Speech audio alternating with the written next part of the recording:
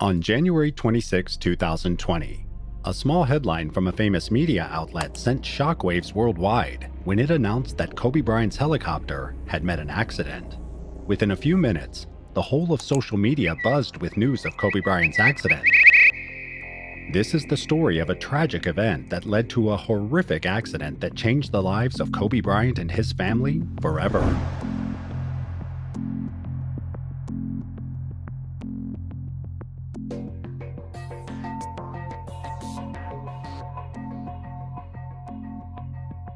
On a cold gray Sunday morning in the winter of 2020, Ara Zabayan, a veteran helicopter pilot, stood in the Atlantic Aviation Terminal at John Wayne International Airport in Orange County, California. He looked at his flight planning app, and the news was not good. The app showed a blanket of clouds covering the city, with a patchy haze underneath. This meant that large parts of the region were not suitable for flying, a big problem for a helicopter pilot like him. Zabayan's employer, OC Helicopters, had contracted their services to fly NBA superstar Kobe Bryant and 7 of his companions to Camarillo, a coastal airport located 80 miles to the northwest. For Zabayan, the pilot of the helicopter, it was more than a job. It was an opportunity to raise the profile of himself and his company. Island Express Helicopters was a small organization with only 6 helicopters and as many pilots. Most of their business was transporting passengers to and from Long Beach and Catalina Island, a tourist destination 20 miles off the coast. However, custom charter flights for high net worth individuals, such as Kobe Bryant, were much more lucrative.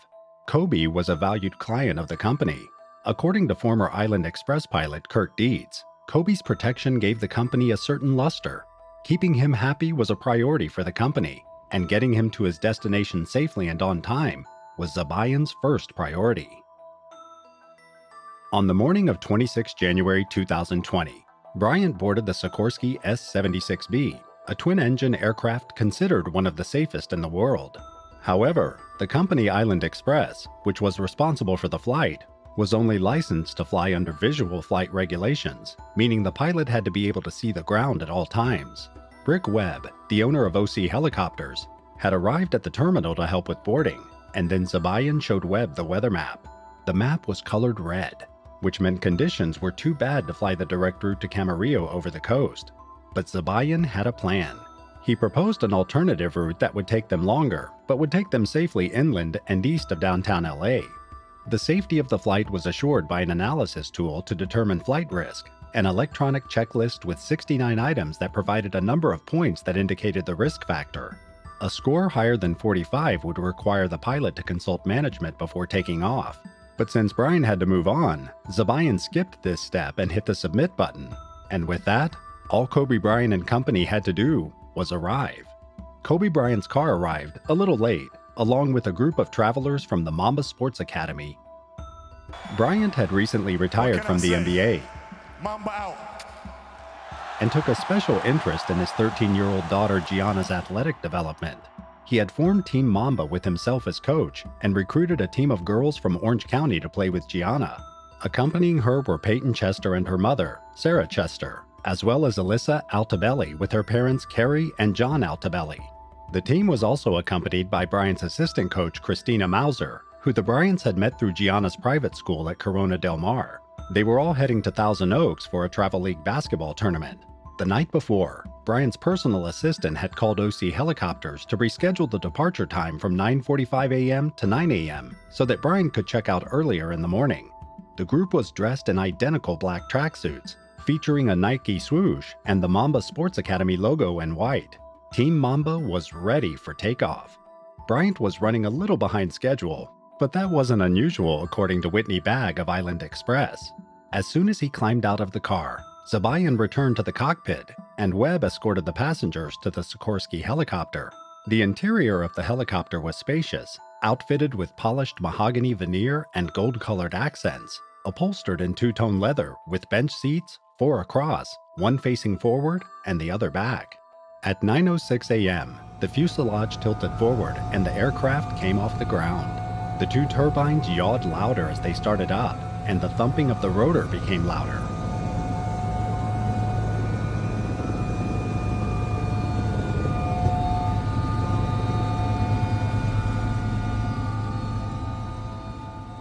For enthusiasts, helicopters are the epitome of freedom. Helicopters are noisy and expensive, but they have the magical ability to take off and land almost anywhere. Bryant's favorite spot was the window seat on the left, facing forward. On a clear day, Zabayan would have been able to see all the way to the mountains. But today, he could only see as far as the haze that covered the horizon. The city below was a patchwork of white and gray, punctuated by tiny green slivers of parks and golf courses. As Zabayan flew north, the landmarks emerged like islands in a foggy sea. He could make out the airfield at Los Alamitos, the Coyote Creek Flood Control Channel, and the looping interchanges of the 605 through the sprawling area. Even the Union Pacific Rail Yard in East LA was visible in the haze. Zabayan had a deep knowledge of geography, as he grew up in Lebanon before moving to the United States in his teens. To save up for flying lessons, he worked as a parking attendant and eventually obtained his helicopter's license in 2001. By 2011, he worked for Island Express and was known to celebrities, such as Kylie Jenner and LA Clippers forward Kawhi Leonard, who were among his regular customers. Flying in Los Angeles was a complex puzzle. Understanding the airspace and its various rules was essential. Los Angeles airspace is among the busiest in the world, with commercial and private jets and even a jetpack carrier. But the most dangerous hazard in flying here is inadvertent flying in instrumental meteorological conditions, also known as IIMC. Simply speaking, it means getting abruptly stuck in bad weather conditions. This phenomenon has been the cause of numerous fatal accidents, including the tragedy of John F. Kennedy Jr. It can be especially deadly for helicopter pilots. To prevent such a fate, the Federal Aviation Administration introduced strict rules and required pilots, including Zabayan, to take courses to avoid the IIMC. As the Sikorsky flew away from downtown Los Angeles, the passengers aboard were amazed at the sights they were passing by. Dodger Stadium and the Los Angeles River zipped by under them as the helicopter moved northward. Ahead of them lay the looming Santa Monica Mountains, a vast wall of green stretching eastward from Malibu to Beverly Hills. Although the peaks were lost in the low clouds, Zabayan knew that there was a way through, a 4-mile gap near the LA Zoo. Beyond this lay the San Fernando Valley and the back door to Camarillo. As the passengers flew past the Silver Lake Reservoir, they were entering uncontrolled airspace, an area that was not monitored by an air traffic controller. But beyond the mouth of the mountains was the Burbank Airport, which was under strict surveillance. If they wanted to enter it, they had to get permission from the control tower. At 9:20 a.m., the pilot requested permission from the tower by radio. The response was not positive. The tower refused them permission, based on low visibility and the fact that a SkyWest jet was about to land nearby. The pilot, however, had a solution. He requested special visual flight rules permission to fly through the airspace, even though conditions were below minimum. The catch was that the tower could only give permission if there were no other aircraft in the airspace at the time. The pilot then began flying the helicopter in circles and eights just 400 feet above Glendale Homes.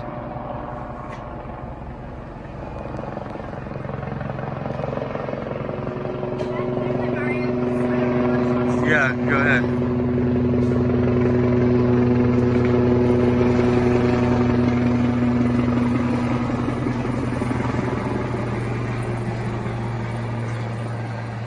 "9:32 a.m. After 11 minutes of circling, Zabayan was finally given permission to enter Burbank airspace. He was eager to get to Camarillo, his final destination, but due to departing traffic in that direction, he was forced to take a detour around the San Fernando Valley. This increased the delay, but Zabayan was not worried. What did worry him was the thick layer of clouds that had been haunting him since Orange County. It had given him plenty of room before, but soon he would have to cross Calabasas Pass. Zabayan did not know if the clouds would remain at the same height, yet he still had light ahead of him. If he could get past the top of the pass, he would make it. Zabayan was motivated to carry out his assignments, and he took pride in doing good work for Kobe and Vanessa Bryant, who often asked him personally by name. Despite the risk of delay, Zabayan was determined to get the passengers to Thousand Oaks. He had a couple of options if the pass was blocked: return to Van Nuys or land and wait for the afternoon sun to burn away the fog. 9:40 a.m. Zabayan left Van Nuys airspace and headed to the southwest corner of the San Fernando Valley, where he transitioned to uncontrolled airspace. He called SoCal Approach, a regional air traffic control center, and requested flight tracking, a service that provides real-time weather and air traffic advisories. SoCal, Helicopter 72EX with you, transitioning in VFR conditions at 1500 to Camarillo. Helicopter 72EX, SoCal approach, roger. You just gonna stay down low at that for all the way to Camarillo? Yes, sir, low altitude.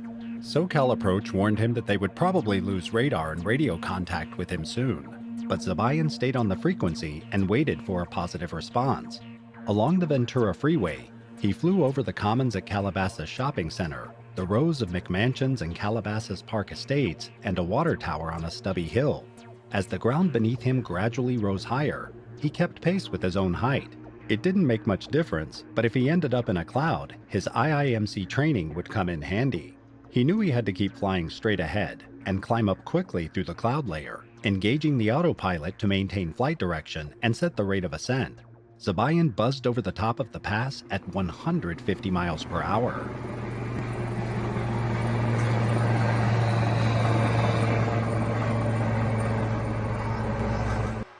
"9:44 a.m.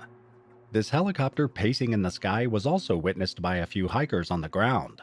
A hiker who was waiting in the parking lot for her friend to arrive at the Juan Bautista de Anza East Trailhead narrated seeing a wayward plane. She saw a long white helicopter fly low over and then disappear in a low-hanging cloud cover 500 feet to the west. The hiker watched in awe as the helicopter seemed to vanish into the clouds. In the cockpit, the pilot Zabayan had accidentally flown into instrumental weather conditions, and he now faced the challenge of getting back to safety. He withdrew the controls and started climbing, hoping to find a hole in the clouds to descend through. Zabayan radioed in to the new controller on the frequency, saying he was just west of Van Nuys, and he began to climb in search of clearer air. Ray, where are you? Just west of Van Nuys, 2 Echoes. Zabayan felt the adrenaline rush through his veins as he pushed the helicopter up into the clouds. He hadn't expected to find himself in this situation, and he knew that he had to stay focused and react quickly. He had not practiced proper techniques during his IIMC training and had started flying manually instead of engaging the autopilot. This put him at risk of disorientation, and he soon noticed that the aircraft was tilting to the left. He corrected the error and asked SoCal Approach's new controller to monitor the flight. The climb continued, and Zabayan climbed to 1,000 feet. There were moments of clarity in the clouds, and he knew he was close to the summit. He reported over the radio that he wanted to climb to 4,000 feet. 2 Echo X-ray, what do you say intentions? We're climbing to 4,002 Echoes. And began looking for an opening in the clouds to descend through. Zabayan was now in a dangerous situation, and he had to rely on his skills and instincts to get back to safety. The control tower asked Zabayan what he planned to do after reaching an altitude of 4,000 feet, but was met with dead silence. 2 Echo X-ray, what do you say intentions? 2 Echo X-ray, you're still too low level for flight following at this time. 2 Echo X-ray, SoCal. This was the last known contact of the helicopter with the air control tower. 9:45 a.m.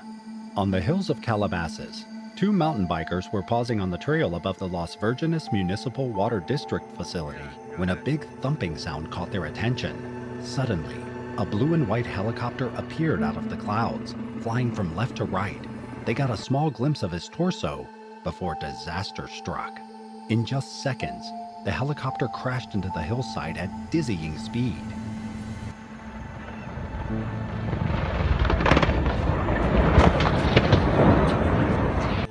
Its tail and rotors flew off on impact, while its fuselage tumbled another 100 meters and erupted in a raging circle of orange flames. Kobe's helicopter had crashed. Without hesitation, the bikers stormed down the hill towards the burning wreckage. 9:48 a.m. At OC Helicopters, no one had any idea what had transpired. Patty Taylor, the operations manager at OC Helicopters, sent out a group text inquiring, "Land?" And the limo driver waiting at Camarillo replied, "Not yet." Worried and increasingly concerned, Taylor called her primary contact at Island Express, Vice President Bagg, and asked where Zabayan was on the flight tracking software. BAG checked the screen and saw that the helicopter had not been tracked from 9:45 onwards. BAG directed Angel Perez, the ground operations manager, to pull out the emergency response manual and start running the checklist. Rick Webb sent out a text to a group that included Zabayan and the limo driver asking, "Ara, you okay?" One of the company's other helicopters took off and headed for Zabayan's last known position. Unfortunately, within 10 minutes, firefighters arrived at the crash site and realized there were no more lives to be saved. 12:05 a.m. Tragically, news broke out that NBA superstar Kobe Bryant and his daughter Gigi had died in a terrible helicopter crash. Social media speculation and false reports ran rampant, until a small media outlet ultimately confirmed the heartbreaking details. The crash, which also claimed the lives of 7 other passengers, had been the subject of intense scrutiny. For Bryant's widow Vanessa, this tragedy was all the more unbearable because it could have been prevented, as the final investigation suggested. She, along with the families of the other victims, has filed a wrongful death lawsuit against the helicopter company, Island Express. It is hard to come to terms with the fact that such a tragedy could have been avoided, yet here we are. We can only hope that justice is served and that the families of the victims find some solace in the wake of this devastating loss. The death of Kobe Bryant has been met with shock and sadness from people around the world, including U.S. President Donald Trump, Oscar-winning actress Reese Witherspoon, NBA Hall of Famers Bill Russell and Larry Bird, Reverend Jesse Jackson, Disney CEO Robert Iger, rapper Wyclef Jean, former NFL player Keyshawn Johnson, and FC Barcelona Football Club. They expressed their grief and admiration for Bryant's legacy as an athlete, mentor, and creative genius. After the accident, a detailed investigation was launched into the whole drama. It was found that the helicopter crash that killed Kobe Bryant and 8 other people in Southern California was most likely caused by the pilot's decision to fly into clouds in violation of federal rules, blinding him to his surroundings and causing him to lose control of the helicopter. Had he decided not to take off, owing to abject weather conditions, or engage the autopilot at the right time instead of maneuvering the helicopter by hand, that fateful day would have taken a different turn.